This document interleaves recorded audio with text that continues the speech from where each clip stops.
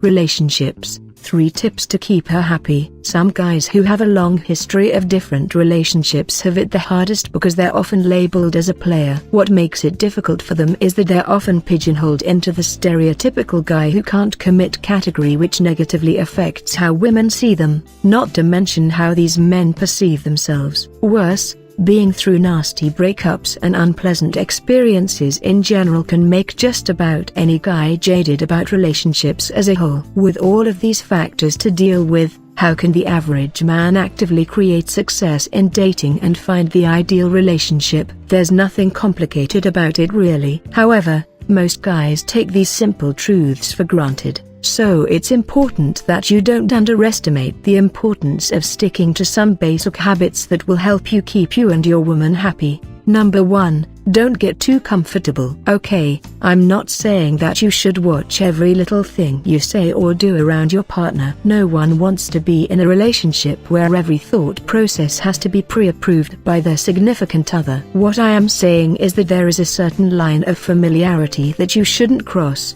no matter how long you've been together. In short, you can't treat your woman like she's one of your buddies. Save the guy talk for poker night. It's a different ball game with your woman. Now again, this isn't about censoring yourself or compromising your principles just to please the lady of the house. To be specific, the way you communicate when you're with your male friends is fine, as long as you're hanging with them and not your partner. Have you noticed how guys usually don't exchange more than a handful of words, but can bond just as well as the ladies who often have more to say to each other? That's just the general difference between the genders, so you need to work with this, not against it. For starters, when you're talking to her about something that happened, learn how to communicate from an emotional standpoint rather than just telling her what happened. Guys are more inclined to give the facts, but you have to appreciate that women usually include the things they felt along the way as well. If you're telling her about how your day went,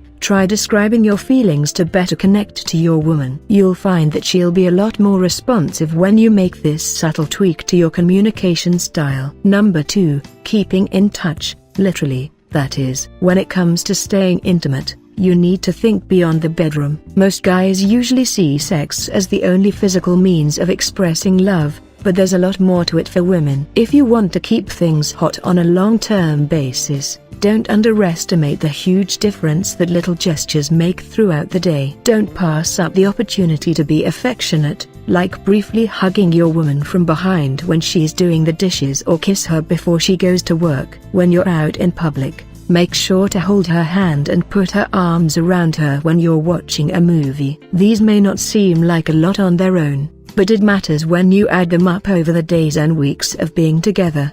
Besides, getting her used to being physical with you in non-sexual ways will condition her to get busy with you under sheets when the chance comes up. Number 3, talking it out. It's no secret that a couple will fight about something when they've been together long enough. You've probably had your fair share of disagreements with your partner, and you need to manage these sticky situations effectively so they don't escalate. Just like our first tip, communication is key. Learning how to use the right words makes all the difference between resolving your disagreements with minimal damage and amplifying them.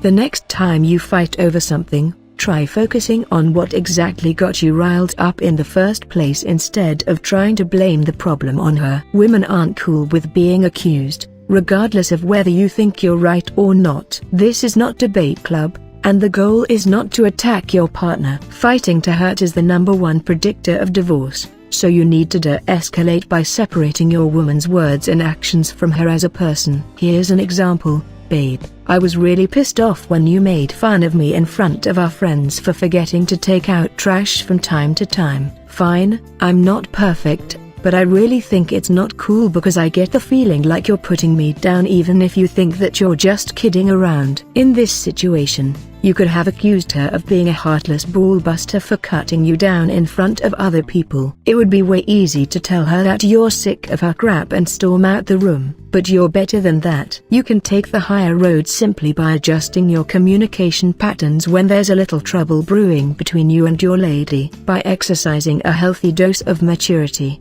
you're already demonstrating your masculinity, which your woman will find irresistible. No matter how many breakups you've had or women you've met in the past, It doesn't have to impact your ability to hold down a long-term relationship. The secret lies in daily maintenance, which is hardly rocket science. When you break it down to a series of making a positive contribution every day, there's nothing complicated about ditching the player or commitment phobe label.